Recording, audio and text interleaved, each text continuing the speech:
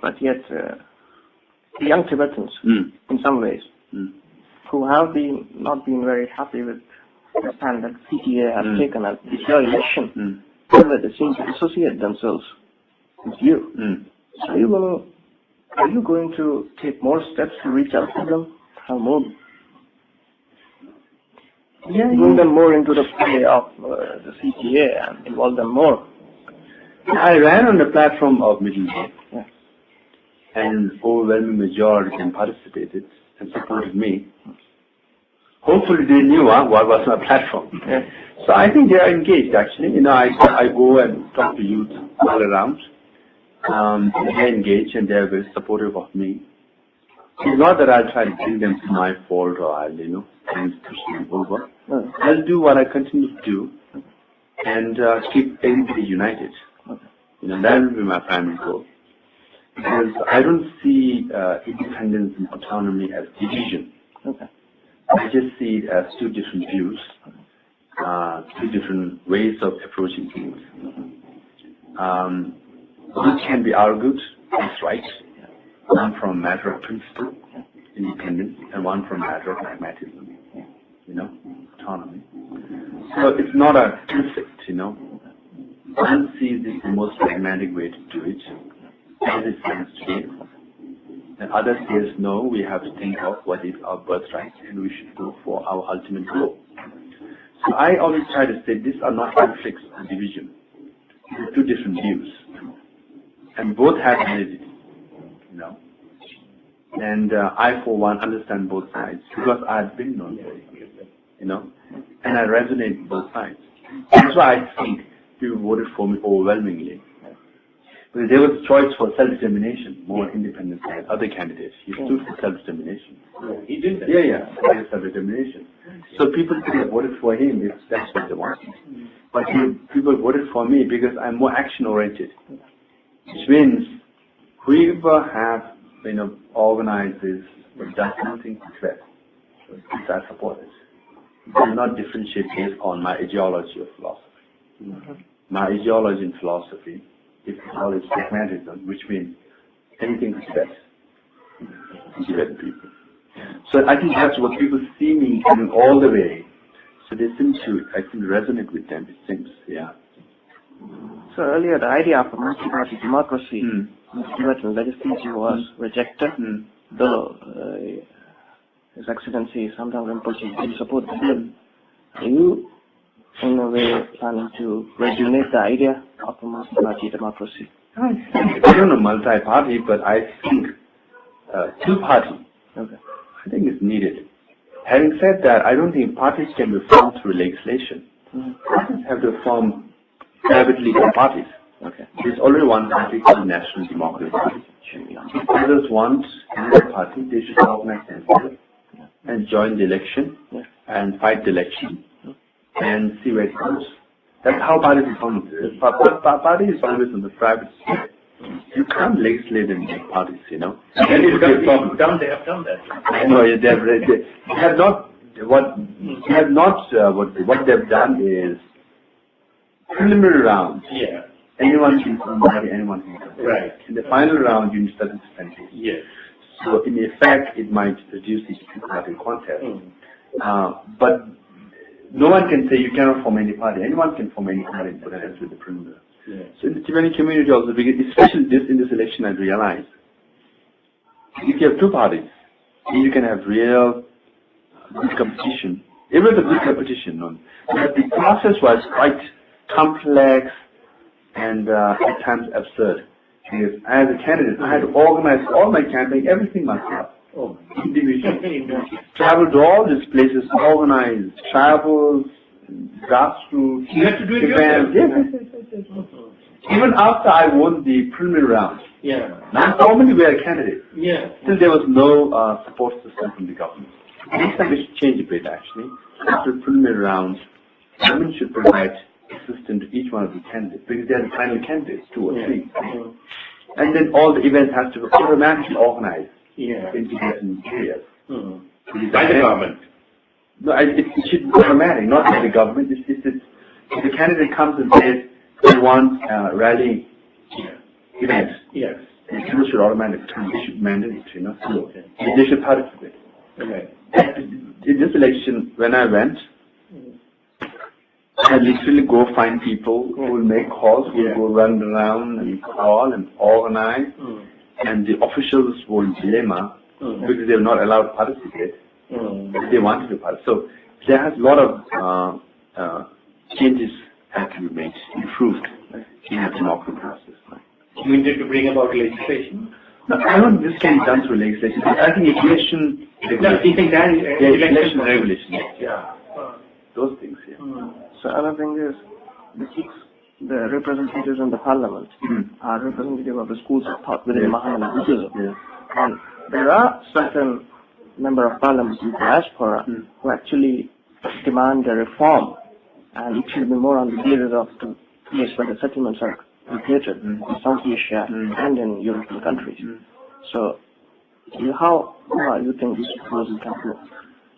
It's the parliament decision. I should not comment on it. So really, we do have representatives for Europe and North America, right? And some people are proposing we have some from East Asian countries as well. I think we should have. Now, as for how we go about doing, this is a long, ongoing debate whether we should have some representation from the religious sects or not. I think the parliament decides, Yes, sir. So Tibetans have been part of the Indian army, but it seems they are not get pension benefits. And this is something that has been a pending issue. Will the government reach out to the Indian government over this? Now, our official statement on this issue has always been yes. There are some people of Tibetan origins, like Ladakhis and Sherpas and like that, they have joined Indian army. And I've read newspapers accounts where they have participated in some wars, operations in Turkey and all. That is our stance. That's our official stance. You had a very vigorous campaign. And you must have closely witnessed the life of an average Tibetan in India. Apart from other issues, there have some socio-economic issues. Are you also going to... Yes, definitely. Welfare of Tibetans will be definitely an important priority. So I thought education will be a short, mid, and long-term priority. That will address. And I know the socio-economic conditions of some Tibetans and some refugee settlements are quite in dire state. I know, and we need to. Especially Tawang, which remains to be a bit neglected. Yes, there's some areas. Tiju, Meo, Bandra, Menta, Odisha, and Bangla. Some areas, yes. Specifically, harsh condition. Some Tibetans in Nepal as well, in the border areas of Tibet, yes. Yes. And the elections were not allowed to be conducted freely in Nepal. Yes. Thanks to the government there. So, will the administration also in some ways take steps to harmonize the relations with this government? Yeah, we are trying. We are trying. We had good relationship before, and Tibetans were allowed to function quite freely before, at least humanely. Now the Chinese embassy in Nepal is the most powerful embassy, even compared to US or India. So their intervention is quite strong. Yes, we want to look after Tibetans in Nepal, and we want Nepal also and people to remember that we had long relationship with Nepal people for maybe 2,000 years. So our Tibetan-Nepali relationship should continue in harmonious way, and Tibetans should not be treated unfairly in Nepal, because Nepal is a democratic nation, and they have participated in democracy. They know the importance and value of democracy, and what Tibetans were doing was essentially practicing democratic rights, and Tibetan rights should be recognized and allowed. So now this is That's it. Yeah. That is basically an enterprising state that people so they manage businesses. Yes. And with China's economic clout, Yeah. so where people seem to remain a bit oblivious to certain issues, consciously oblivious. So what would your message be? And in turn, there's also news that Gujaratis are actually exporting now to China, which is a rarity, because obviously people import it. Yeah. So,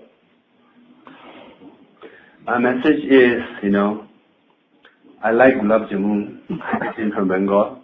I like jalebi also. okay. Gujaratis. Yeah.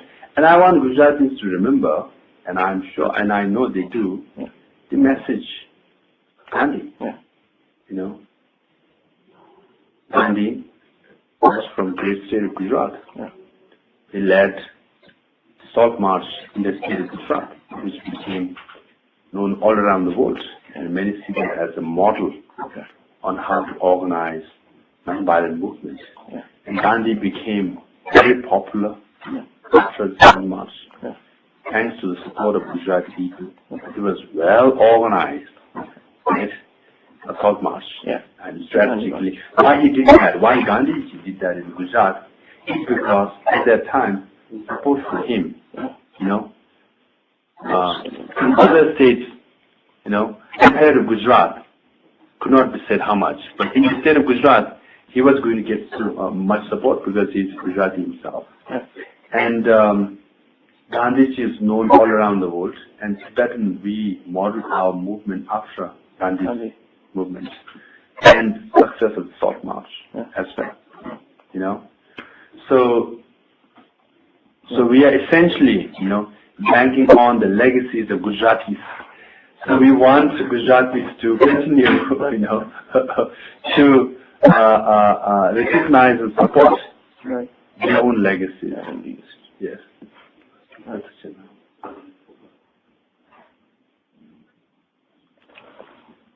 You made a mention that Tibet should be part of should be a core issue for India to negotiate with China.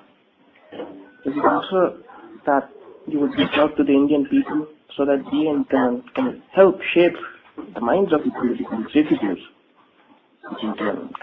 I don't know. I will go around trying to shape Indian people's view. What I have done and I continue to do is travel around India, to Indian people, Indian students, and Indian academics, and thank them for their support for all these years. Because I often say this. I grew up in the Indian subsidized refugee camp. I went to Indian subsidized school.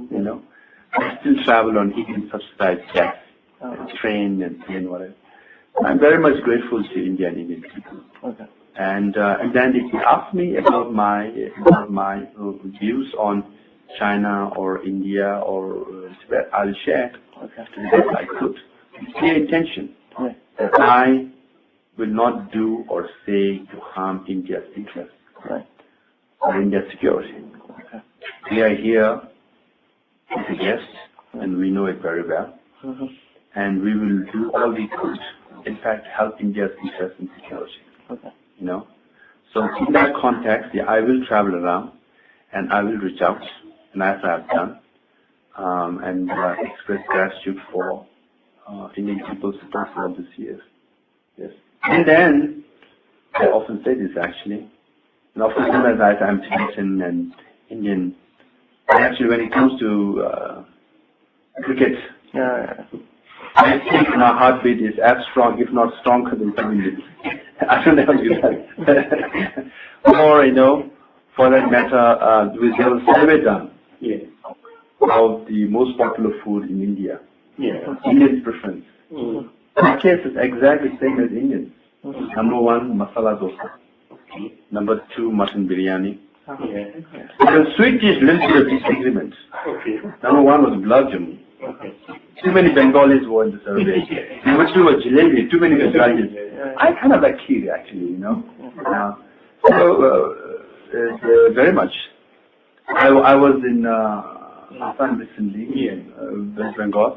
I say, machli lao. Masala wala. So, for sure, and definitely. Right. So, I mean, I grew up here and very much know and appreciate and acknowledge that, yeah, I will definitely reach out. Right. So WikiLeaks has revealed that His Holiness has once stated that the political issue should be sidelined, and more importantly, it should be environment. It should be the primary concern for a certain quantum of time, because Tibet happens to be the third pool. So what would be your government's stand on this? Now, who knows how accurate the WikiLeaks source is, you know? Yeah.